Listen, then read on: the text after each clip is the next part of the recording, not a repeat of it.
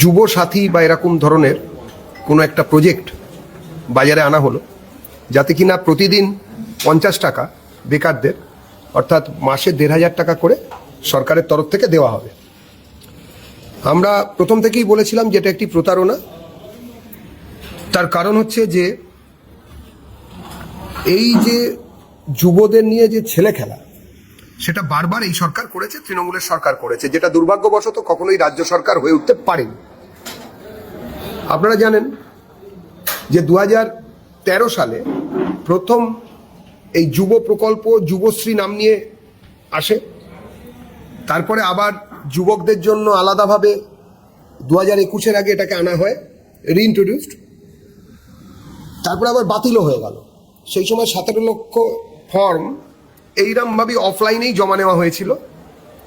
এবং তারপরে শেষ প্রতারণা হচ্ছে 26-এর এই নতুন যুব সাথী, সেই 15,000 কুমিরের ছানা, সেই টাকার হিসেব এবং সেই লাইনে দাঁড়ানো, একই রকমভাবে অফলাইনে ফর্ম নেওয়া।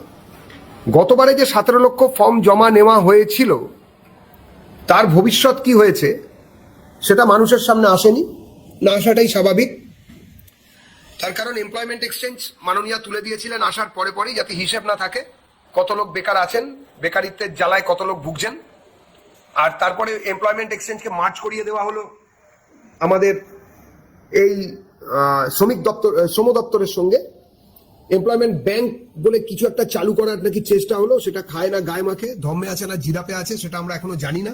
পশ্চিমবঙ্গের মানুষ, লাখো লাখো পশ্চিমবঙ্গবাসী যারা কিনা মেধা শ্রমিক কিংবা কায়িক শ্রমিক, তারা চলতে রইলেন। কেউ নয়ডা, কেউ গুড়গাঁও, কেউ বেঙ্গালুরু, কেউ তামিলনাড়ু, কেউ মুম্বাই, কেউ চেন্নাই দৌড়ে বেড়াতে রইলেন।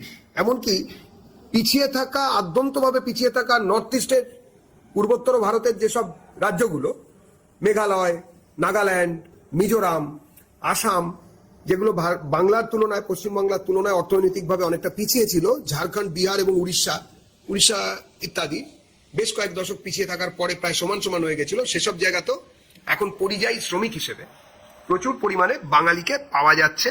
বহু রাজ্যে নয়, বহু শহরে, পশ্চিমবঙ্গের বাইরের বিভিন্ন রাজ্যের বহু শহরে দেখা যাচ্ছে যে বাংলা এখন দ্বিতীয় মাতৃভাষা হিসেবে দেখা দিচ্ছে। এইরকম একটা পরিস্থিতিতে গত দুদিন ধরে বিভিন্ন জায়গায় বহু গিমিক ইত্যাদির পরে গতকাল আত্মপ্রকাশ করেছিল আমাদের যুব সাথী প্রকল্পের যে ফর্ম ইত্যাদি নিয়ে বিভিন্ন জায়গাতে বিধানসভা ভিত্তিক এই যুব সাথীর ফর্ম ফিল আপ করা এবং জমা দেওয়ার জন্য নাকি সরকারের তরফ থেকে ব্যবস্থা নেওয়া হয়েছিল। আজকে এই প্রতারণা বিষয়ে আমরা ভারতীয় জনতা পার্টির পশ্চিমবঙ্গ শাখার তরফ থেকে মানুষকে আপনাদের মাধ্যমে, মিডিয়ার মাধ্যমে অবগত করতে চাই যে প্রতারণার স্বরূপটা কি এবং কোথায় কোথায়, জেলায় জেলায় কি হয়েছিল। আমাদের মধ্যে উপস্থিত আছেন রাজ্য যুব মোর্চার যিনি মাননীয় সভাপতি ডক্টর ইন্দ্রনীল খান, আপনাদের পরিচিত মুখ।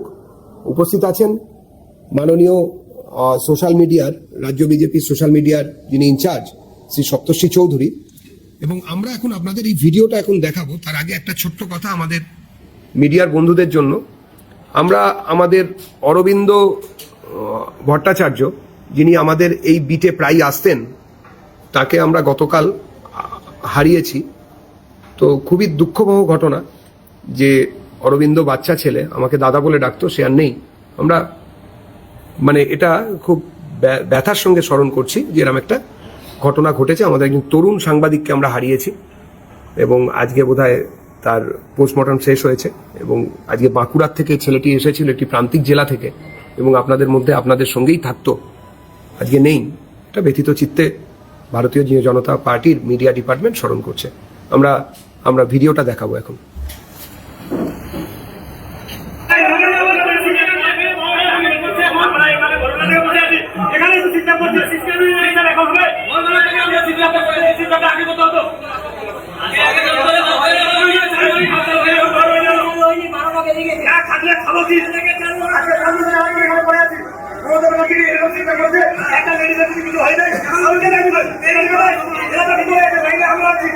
সাধারণ মানুষ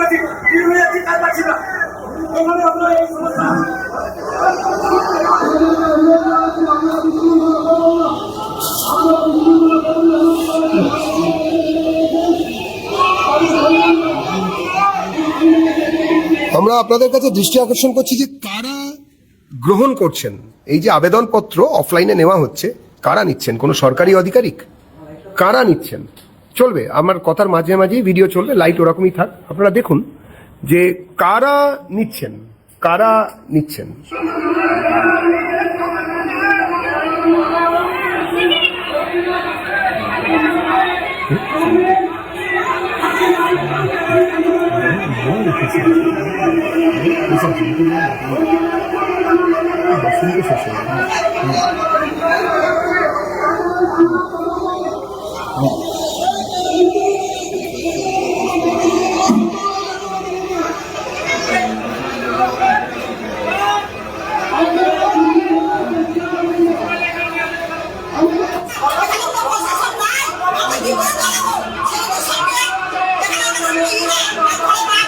এক অসাধারণ বিশৃঙ্খলা, যে বিশৃঙ্খলা সারা পশ্চিমবঙ্গ দেখলো।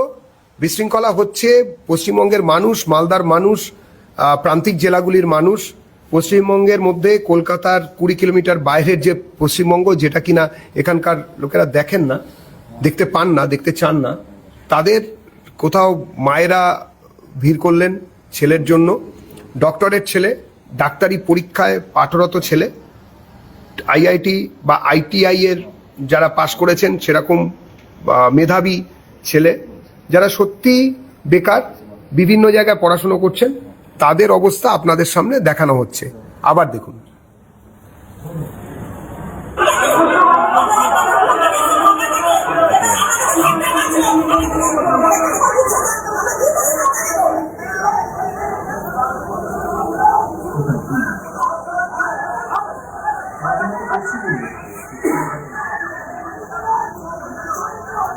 শুধু বিশৃঙ্খলাই নয়, লাঠিচার্জ, সেটাও দেখুন আপনারা। লাঠিচার্জ আরেকবার দেখেন এই জায়গাটা, কলার ধরে টেনে হিঁচড়ে বার করা, সকাল থেকে দাঁড়িয়ে থাকা, ফাল্গুন মাসের রোদে পুড়ে তেতে পুড়ে দাঁড়িয়ে থাকা লাইনে, তারপরে লাঠিচার্জ এবং হিঁচড়ে উর্দিধারী পুলিশ যারা বেকার যুবক পশ্চিমবঙ্গের, তাদের অমানবিকভাবে বার করে দিচ্ছে।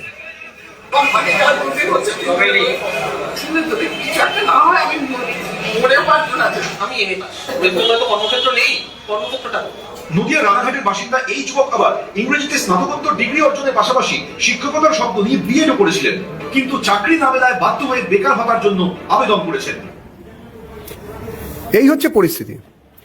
আমরা দুটো জিনিস প্রথম দিন থেকে বলেছি ভারতীয় জনতা পার্টির পক্ষ থেকে। আপনারা জানেন যে কোনো licence, driving licence, drug licence কিংবা অন্য যে কোনো লাইসেন্স এখন সরকারি নথিতে, এমনকি যদি কেউ জন্মের শংসাপত্র বা মৃত্যুর শংসাপত্র পেতে চান, তিনিও অনলাইনে আবেদন করতে পারেন। তা এত কিছু অনলাইন থাকতে হঠাৎ দিদিমণি অফলাইনের ব্যবস্থা করেছিলেন কেন? তার একটাই কারণ, ঠিক যেরকমভাবে 17 লক্ষ আবেদনপত্র গতবারে হারিয়ে গেল, পাওয়া গেল না, ঠিক সেরকম যাতে কোনো ডিজিটাল ফুটপ্রিন্ট না থাকে, কেউ যেন না বলতে পারে আরে আমি তো জমা দিয়েছিলাম, আমার এই আবেদনের কি ফল হয়েছে, কেন টাকা তো এরা দেবে না।